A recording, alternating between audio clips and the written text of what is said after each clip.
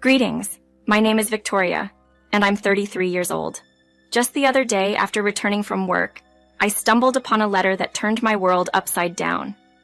I have always considered myself blessed with a beautiful family, a kind husband, and 2 wonderful children. They were my world, the core of my existence.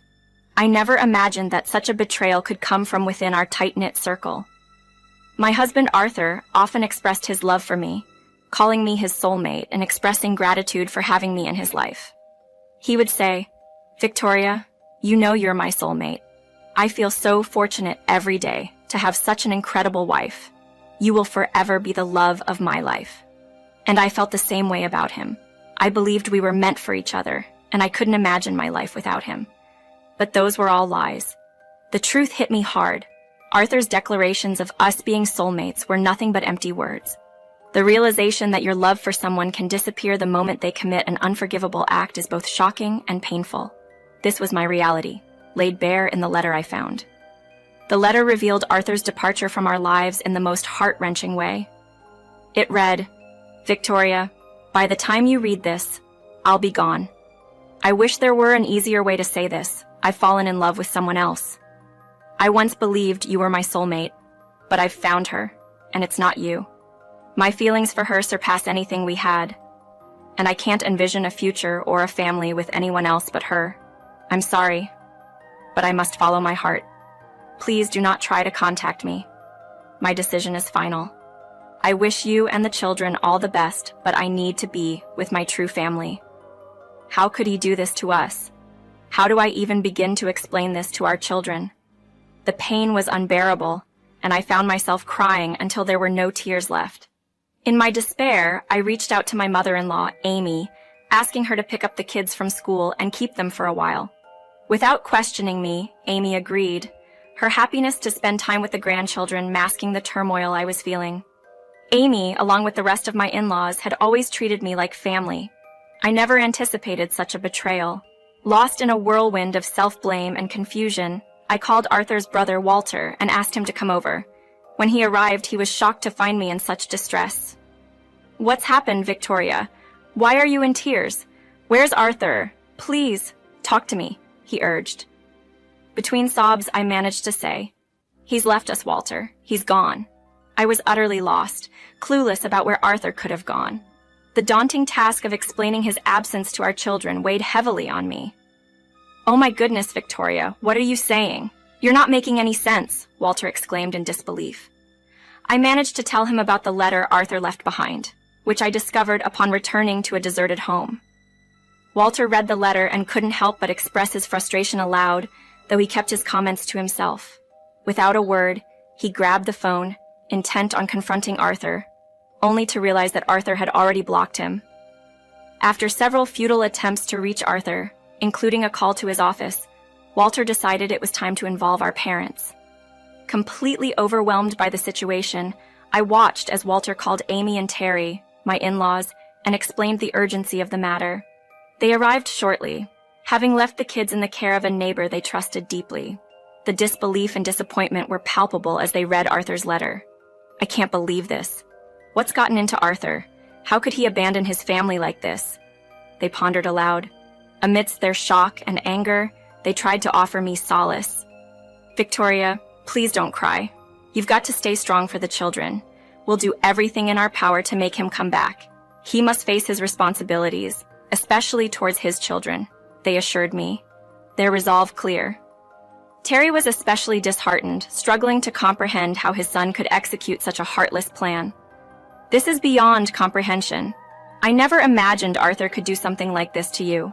We all thought he loved you deeply. It's clear now. He's a coward. Rather than confronting us with his feelings, he chose to flee," Terry lamented. It was then revealed that Arthur had resigned from his job months ago without anyone's knowledge, indicating he had been planning his departure for some time. This revelation was a shock to us all. We had spent the past months as if everything was normal, participating in family outings and living our daily lives without a hint of Arthur's true intentions. "This is just embarrassing. I'm mortified to call him my son. He will have to face the consequences of abandoning his family," Amy declared, her disappointment in Arthur evident. Despite their anger, they also expressed a willingness to accept the situation if Arthur truly loved someone else. If he's found love elsewhere, so be it. But abandoning his children is unforgivable. How do we even begin to explain this to them? The room fell silent, the enormity of the situation settling in. We all knew the conversation with the children would be heartbreaking, yet none of us had the words to soften the blow. The reality that Arthur had left his family behind was a painful truth we were all struggling to accept. Feeling forgotten or unloved by a parent is a deep pain I'm all too familiar with. My father left us after the divorce, saying I was nothing but a reminder of a life he wanted to leave behind. We lost touch completely. This kind of abandonment wasn't new to me. After my mom faced her struggles and couldn't look after me, I ended up navigating the world of foster care alone. The thought of my children feeling this way was unbearable. I vowed to ensure they always felt loved by at least one parent, no matter what. My sons, Billy and Joe, were just 9 years old. Despite their young age, they were remarkably perceptive and mature.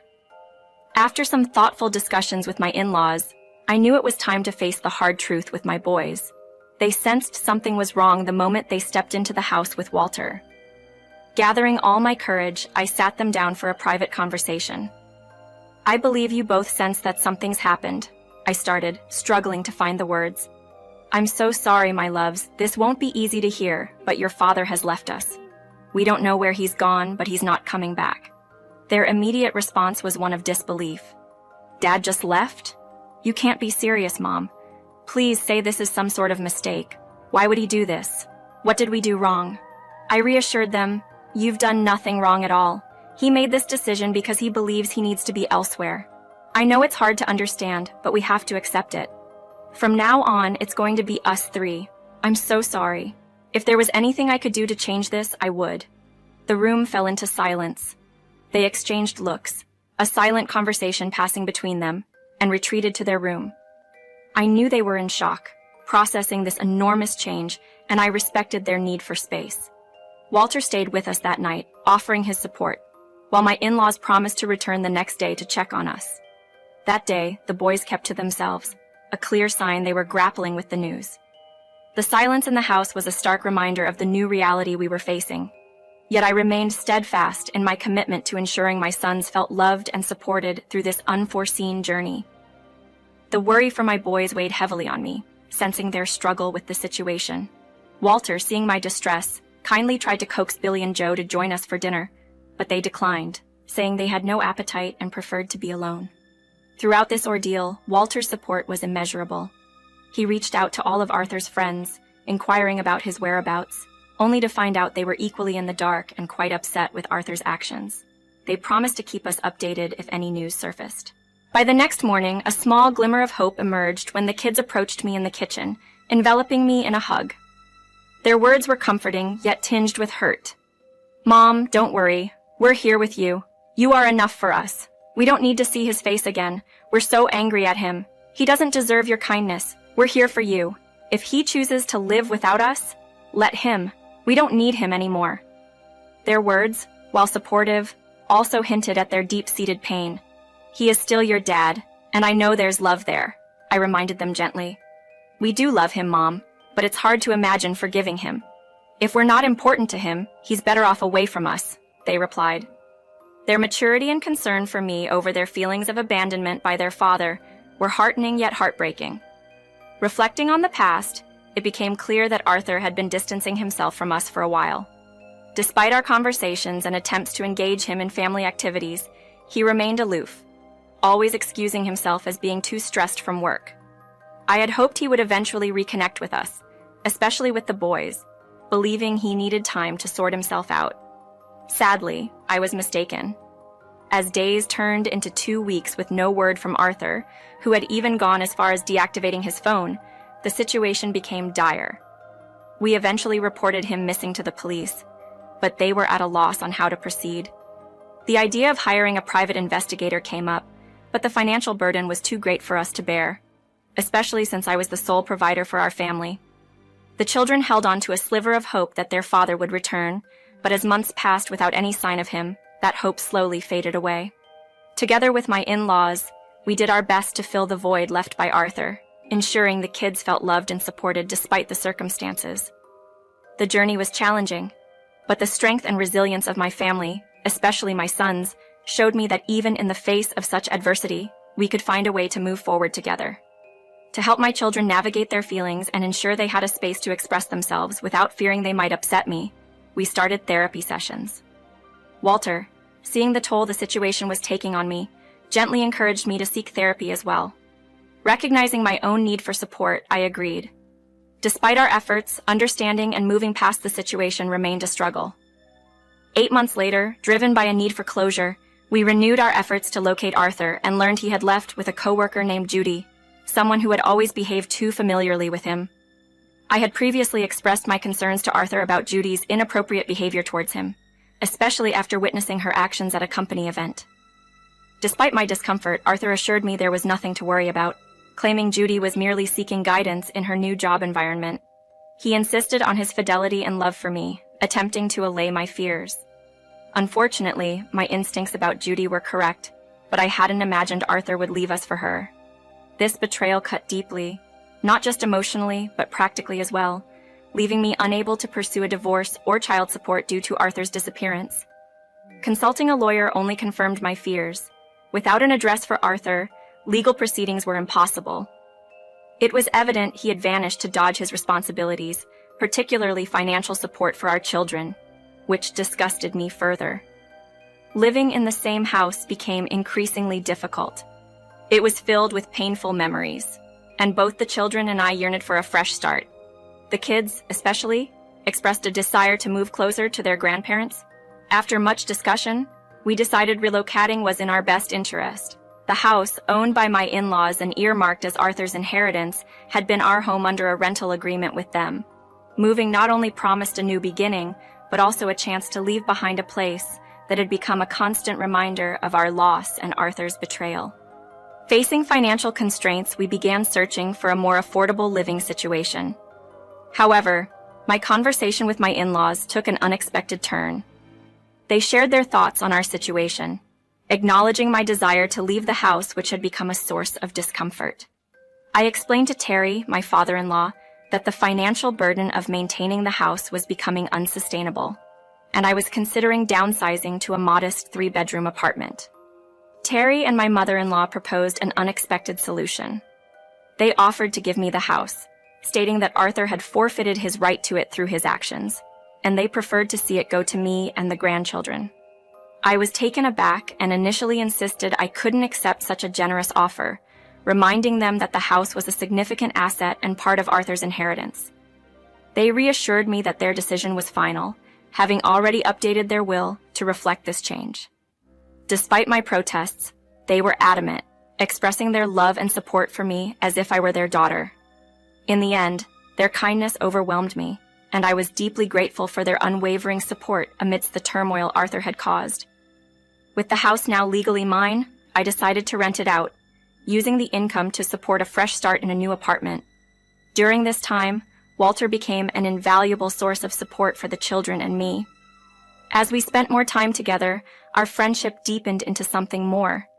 A year after Arthur left, Walter and I discussed our feelings, finding acceptance and support from my in-laws, and even enthusiasm from the kids about the idea of Walter becoming a more permanent fixture in our lives. However, the shadow of my unresolved marriage to Arthur loomed over us, preventing us from fully moving forward. Despite this, we built a life together, focusing on the children's well-being and our growing relationship. 3 years passed without any sign of Arthur, his absence allowing us to gradually rebuild and find happiness without him. Unfortunately, we faced another challenge when my father-in-law, Terry, passed away. In the wake of his loss, I took on the responsibility of organizing the funeral arrangements, a task made somewhat easier by the absence of Arthur, whom we were unable to contact. Following Terry's passing, the house officially became mine. After discussing it with Amy, Walter, and the kids, we decided to sell it, opting to move closer to Amy and Walter's residence. The real estate market was favorable, and we quickly found a lovely couple interested in the property. This sale not only closed a chapter on a place filled with mixed emotions, but also opened a new one, closer to family and filled with hope for the future. After selling the house, we moved into Walter's home. He had inherited it from his father, and it was spacious enough for all of us. Just as we were beginning to feel settled in our new life, an unexpected blast from the past shook everything up. Arthur had returned, utterly bewildered by the changes during his absence. I received a call from an unknown number one day, and to my shock, it was Arthur. He was standing at our old home, confused and questioning me about the new occupants. I was so taken aback that I ended the call abruptly. Arthur, seeking clarity, decided to confront his brother, which led him directly to us. His first questions were about the house, not about his children or how we had been coping without him. His priorities were clear. He was outraged to find strangers living in his house and demanded explanations. When confronted with his lack of interest in his own children, Arthur retorted with news of his new life and impending fatherhood with Judy. He claimed he intended to reclaim the house for his new family. Walter and I explained that the house had legally become mine after his father's will had been updated, leaving Arthur with a small monetary inheritance instead. Furious and disbelieving, Arthur threatened legal action against us, believing he was unjustly robbed of his inheritance. Walter, standing firm, warned Arthur of the futility of his threats and urged him to leave, hinting at legal consequences if he persisted. Arthur stormed off, vowing this wasn't the end. The confrontation left us all distressed, especially considering the children. We decided to break the news to them gently. Their reaction, while upset, was resolute. They didn't want someone who showed such blatant disregard for them in their lives. Shortly after, a legal notice from Arthur's lawyer arrived. Amy, who was aware of the entire situation, expressed her deep disappointment in Arthur and decided to disown him officially, declaring him no longer part of the family. Using the contact information provided by the lawyer's letter, I saw an opportunity to seek justice.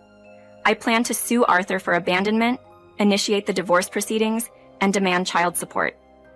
This step was not just about financial reparation, but about holding Arthur accountable for his actions and the impact they had on our lives. It was a moment of reckoning, signaling a new chapter for us, free from the shadows of Arthur's neglect and betrayal. Deciding it was time for Arthur to face the repercussions of his decisions, I was adamant that through the legal pressures we'd apply, he'd have no choice but to acquiesce to the terms of the divorce I proposed. This included charges for child abandonment and neglect. Should he contest the inheritance, I was confident he would not only lose, but also find his finances severely depleted by legal expenses.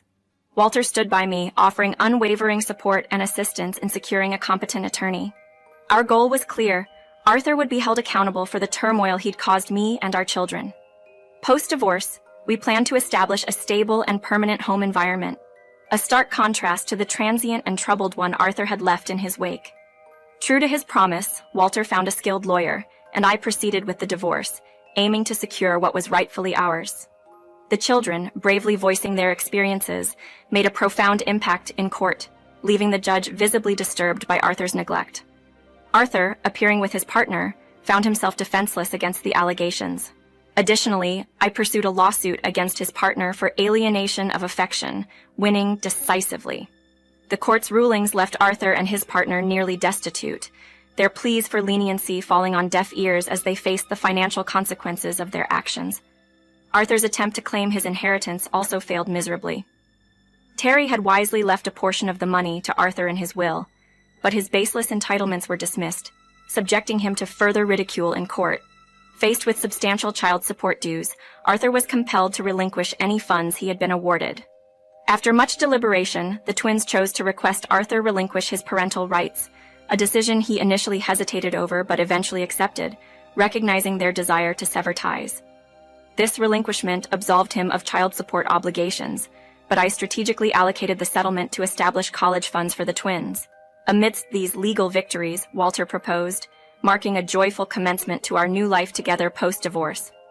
Arthur's response to our happiness was predictably bitter, but we remained undeterred, attributing the fallout to his actions. His subsequent pleas for financial help, prompted by his deteriorating situation with his partner, were ignored. Ultimately, Arthur and his partner faced the natural outcomes of their choices. In contrast, I embraced a brighter future with Walter, who had shown himself to be a far superior partner and father figure than Arthur could ever aspire to be. Our new beginning was not just a departure from the past, but a celebration of renewed hope and unconditional support.